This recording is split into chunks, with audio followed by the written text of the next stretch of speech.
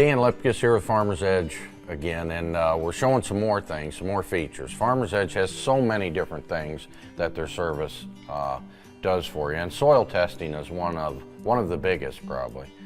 So we just recently did we've shown where we've increased a lot of levels with some of the things we're doing.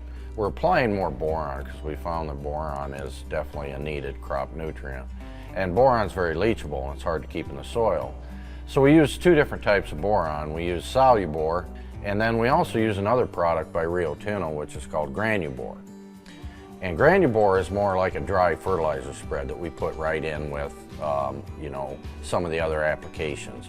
That's a crystal that breaks down slowly through the year, so you get like a time release capsule per se of boron. And what we're verifying now through soil tests is that we are increasing our levels in the soil of boron, which is very difficult to do. You'll find that hardly anybody has good levels of boron. So this is 4-year-old data here to where we have 0.5, 0.6 on our levels of boron. Now we're going to switch to our recent ones where 0.6 is probably the low end, and we're up to 1, 1.2, a lot of 0.8s. If I'm going to say it's an average, it's 0.8 plus. So we've increased our boron there by at least 25% on what's holding in the soil, probably more like by 30 or 40%. And by doing that, we'd have to put out a little bit less in season, having this dry crystal out there. So that's one of the many things that we're tracking, and one of the things that we look at when we go through all of our different soil tests.